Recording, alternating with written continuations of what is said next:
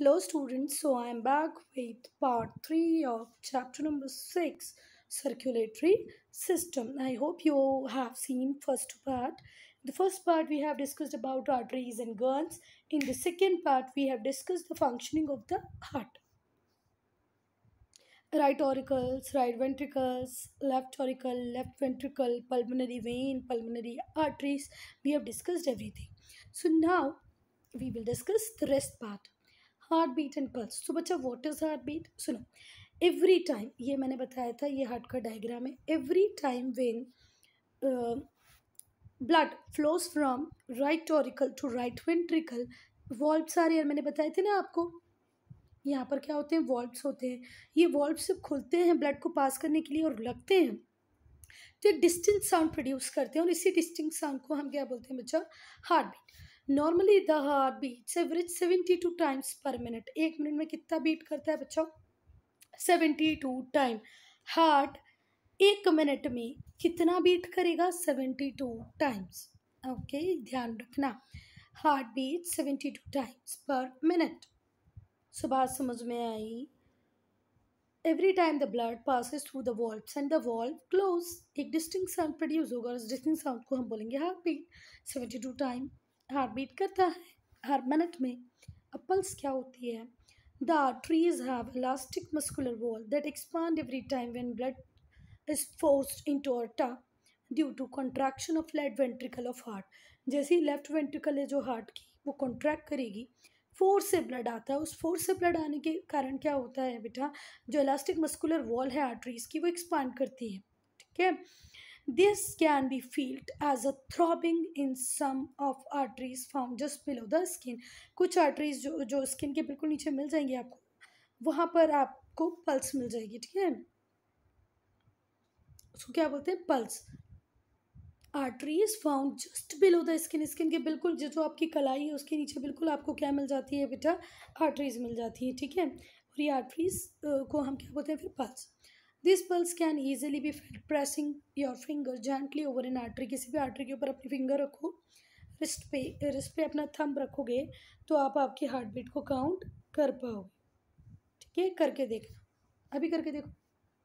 In these ways students you can count your heartbeat by feeling your pulse। Pulse को feel करके आप आपका heart beat count कर सकते हो। ठीक है, हमने लास्ट वीडियो में भी डिस्कस किया था, blue stands for deoxygenated blood and red stands for oxygenated. Blue deoxygenated, red oxygenated. Veins returning blood to the heart. ठीक है, pulmonary arteries carrying blood to the lung. Pulmonary कहाँ लेके जा रही है, लंग्स तक लेके जा रही है। Heart the pump which forces blood around the body, पूरी बॉडी को दे देगा। Veins returning blood to the heart. ठीक है, ये यहाँ से भी हार्ट में जा रहा है बच्चा, और यहाँ से भी हार्ट में जा रहा है। ठीक है, दोनों जगह से हार्ट में जा रहा है। ये जैसे ही राइट ऑरिकल में आए, फिर वो कहाँ पर गया, वेंट्रिकल। वेंट्रिकल में थी पल्मोनरी आर्टरीज। पल्मोनरी आर्टरीज उसको कहाँ लेके गई, लंग्स में लेके गई। लंग्स ने उसको ऑक्सीजन दी, फिर वो पल्मोनरी वेन के थ्रू, पल्मोनरी वेन के थ्रू कहाँ आ गया, लेफ्ट ऑरिकल में। जैसे वो लेफ्ट ऑरिकल में आया, उसको कहाँ भेजा गया, लेफ्ट वेंट्रिकल में, राइट वेंट्रिकल में, sorry, left ventricle, sorry, right ventricle से वो एरोटा, और एरोटा से पूरे बॉडी पार्ट्स में वो चला गया ब्लड। ठीक है, अब ये है बेटा राइट ऑरिकल, यही है राइट वेंट्रिकल, और ये है लेफ्ट ऑरिकल, और ये लेफ्ट वेंट्रिकल। अगर मैंने कहीं कंफ्यूज किया हो तो थोड़ा सा ध्यान रखना, फिर से मैं बता देती हूँ। ये सुपीरियर वेना कावा, ये इन्फीरियर वेना कावा, दोनों गई हार्ट में। हार्ट से, हार्ट कहाँ पर गई, राइट ऑरिकल में। राइट ऑरिकल से कहाँ ट्रांसफ़र हो गई, राइट वेंट्रिकल में। राइट वेंट्रिकल से पल्मोनरी वेन से लंग्स में। पल्मोनरी वेन नहीं, पल्मोनरी आर्टरी से। ये थोड़ा सा एक्सेप्शन है, इसको ध्यान रखना। यहाँ पे वो पल्मोनरी आर्टरी में डीऑक्सीजनेटेड ब्लड था। ठीक है, पल्मोनरी आर्टरी। ठीक है, पल्मोनरी आर्टरी कहाँ पर गई, लंग्स में। लंग्स से उसको ऑक्सीजन मिल गई, फिर वो कहाँ गई, पल्मोनरी वेन। ये भी एक एक्सेप्शन है, क्योंकि वेन में हमेशा डीऑक्सीजनेटेड होता है, पर यहाँ पर वेन में ऑक्सीजनेटेड है क्योंकि वो पल्मोनरी है। फिर वो कहाँ चली गई बेटा, लेफ्ट ऑरिकल में। लेफ्ट ऑरिकल ने उसको कहाँ भेजा, लेफ्ट वेंट्रिकल में। लेफ्ट वेंट्रिकल से वो कहाँ गई, आयोटा। आयोटा के पास पूरा नेटवर्क है, उसने फटाफट फटाफट उसको पूरी बॉडी पार्ट पहुंचा दिया। अब भाई ये तो मैं नहीं बताना चाहती, ये तो आप खुद ही पढ़ लेना कि किसी को बिठा दो, बिठा के उसकी रिस्ट पे जेंट प्रेस करो, प्रेस करोगे तो आपको पता चल जाएगा कि कितनी बार उसकी जो बीट है, हार्ट बीट कर रहा है, ठीक है। तो वैसे तो बेटा 72 टाइम पर मिनट, 1 मिनट में 72 टाइम होता है, पर अगर आप एक्सरसाइज वगैरह करो तो ये 120 तक भी पहुंच सकता है। Doctor counts the pulse of an alive person to get an idea about the patient heartbeat। ठीक है, अब हर डॉक्टर उसको चेक करेगा, ये हार्ट बीट तो हर डॉक्टर चेक करता है, क्यों? क्योंकि उसको पता चल जाए, क्या पता चल जाए कि हार्ट प्रॉपर बढ़िया है ना, सब कुछ ठीक है ना। अगर बहुत लो पल्स रेट होगा तो पुअर फंक्शनिंग ऑफ हार्ट को दिखाता है, ठीक है। फास्ट रेट होगा तो ये इंडिकेशन है कि हाइपरटेंशन और फीवर होगा, ठीक है। तो दोनों ही चीज़ें नहीं होनी चाहिए, नहीं तो बहुत कम, नहीं तो बहुत ज़्यादा। और अब हमारे पास क्या है, stethoscope is an instrument that amplifies the sound of heart beat के साउंड को एम्पलीफाई कर देता है, ठीक है। इसको हार्ट बीट सुनने के लिए डॉक्टर यूज़ करता है, हमारे चेस्ट के ऊपर प्रेस करता है, ठीक है। It's chest piece at appropriate place को प्लेस करेगा तो वो कान में सुन पाएगा हमारी हार्ट बीट को। ब्लड प्रेशर, अब ब्लड प्रेशर क्या है बच्चा? The pressure exerted by blood on the walls of arteries. अब ब्लड प्रेशर क्या है? वो प्रेशर जो हमारा ब्लड एक्सर्ट करता है आर्टरीज की वॉल्स पे वाइल फ्लोइंग, फ्लो होते टाइम, उसको हम बोलते हैं ब्लड प्रेशर। और ब्लड प्रेशर को मेजर करने के लिए स्पेग्मोमैनोमीटर, स्पेग्मोमैनोमीटर, ठीक है, ये किसको मेजर करता है बच्चा? ब्लड प्रेशर को, ठीक है। चलो, to normal level of blood pressure 120 and 80, okay. The rise of blood pressure above 140/90 is known as hypertension, ठीक है, हाई ब्लड प्रेशर इसको ही बोलते हैं। Below normal is called hypotension, low blood pressure hypotension, low blood pressure की situation है।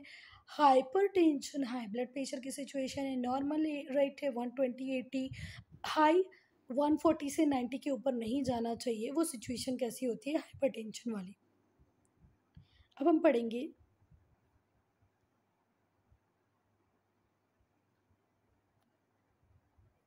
को blood groups, okay.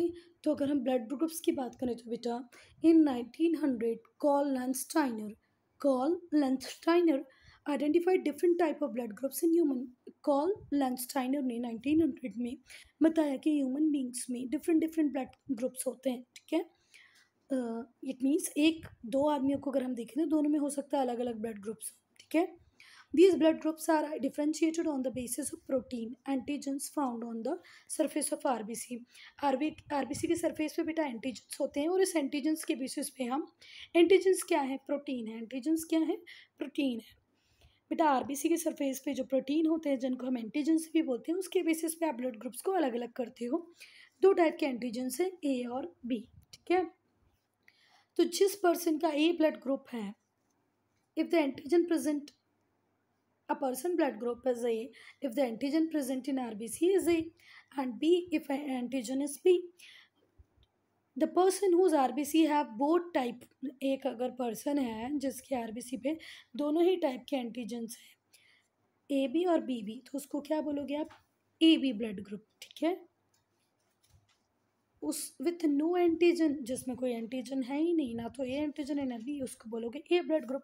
तो ध्यान से रखना, जिसमें एंटीजन ए है वो ए ब्लड ग्रुप वाला हो गया, बी है बी ब्लड ग्रुप वाला हो गया। जिसमें एंटीजन ए बी दोनों होंगे वो ए बी ब्लड ग्रुप वाला हो गया, ठीक है। पर जिसमें कोई एंटीजन है ही नहीं, ना ए ना बी, वो ओ हो गया, ठीक है। अब आपने क्या कॉन्क्लूड किया इस बात से? अगर पर्सन में ए बी ब्लड ग्रुप है, can receive blood from all types and is therefore called universal recipient। अब अगर जिसमें ए एंटीजन भी है बी एंटीजन भी है, दो ही तो एंटीजन है ना, ए एंटीजन भी बी एंटीजन भी, तो ये तो यूनिवर्सल डोनर हो गया, यूनिवर्सल रेसिपिएंट हो गया, नॉट डोनर, रेसिपिएंट। किसी से भी ब्लड ले सकता है क्योंकि इसमें ए एंटीजन भी है और बी एंटीजन भी है, that is why it is universal recipient. कोई भी इसको खून दे दे, इसको खून देने में कोई प्रॉब्लम नहीं आएगी। अब सेकेंड आया वो पर्सन जिसका ओ ब्लड ग्रुप था। जिसका ओ ब्लड ग्रुप है वो किसी भी पर्सन को ब्लड दे सकता है, ए वाले को, बी वाले को, ए बी वाले को। क्यों? क्योंकि इसमें एंटीजन है ही नहीं ना बच्चा, एंटीजन है ही नहीं, इसीलिए इसको क्या बोला, universal donor. Recipient A B, किसी का भी ले लो ब्लड, और ओ किसी को भी ब्लड दे दो। Blood donation and blood bank. बेटा ब्लड डोनेशन एक वॉलंटरी प्रोसीजर है जहाँ पर आपकी बॉडी से ब्लड निकाला जाता है, पर आपको हेल्दी होना ज़रूरी है। आप आपके ब्लड को किसी और को भी दे सकते हो। कई बार किसी की सर्जरी होती है, मेडिकल ट्रीटमेंट होता है, तो बहुत सारा ब्लड लॉस हो जाता है, ठीक है, तो आप उसको ब्लड दे सकते हैं। और फर्स्ट कंडीशन आपका हेल्दी होना ज़रूरी है। Normally a pint of blood 420 ml is withdrawn from a donor. एक बार में कितना निकाला जाता है? 420 ml। ब्लड बैंक वो प्लेस है जहाँ पर बेटा डोनर्स से ब्लड को कलेक्ट करके, डोनर्स जो देने वाले हैं वो लोग दे देते हैं, फिर उस ब्लड को हम कलेक्ट करके, स्टोर करके, प्रिजर्व करके किसी भी जिसको ज़रूरत होती है उसको दे देते हैं। Keeping heart healthy. अब हार्ट को हेल्दी कैसे रख सकते हो बेटा? आपको हार्ट की प्रोटेक्शन कैसे करनी है डिसीजेज से? आपको हेल्दी फूड खाना है। क्या खाना है बच्चा? Healthy food. रेगुलर एक्सरसाइज करनी है, एक्सरसाइज करोगे तो हार्ट हेल्दी बना रहेगा। ओबेसिटी, एक्सेसिव वेट, ना तो बहुत ज़्यादा मोटे हो ना एक्सेसिव वेट रखो, ये कॉमन प्रॉब्लम है आजकल, जिससे बहुत सारे डिसीजेज अपने आप आ जाएंगे। गेम खेलना एक इम्पॉर्टेंट एक्सरसाइज है जो आपके हार्ट को एक्टिव और हैप्पी रखेगी। रेगुलर वॉकिंग, जॉगिंग, साइकिलिंग भी आपको फिट रख सकती है। Avoid too much oily food. बहुत ज़्यादा ऑयली फूड नहीं खाना, बहुत ज़्यादा फ्राई फूड नहीं खाना जिसमें फैट हो, वो आपके हार्ट के लिए बहुत ज़्यादा हार्मफुल है।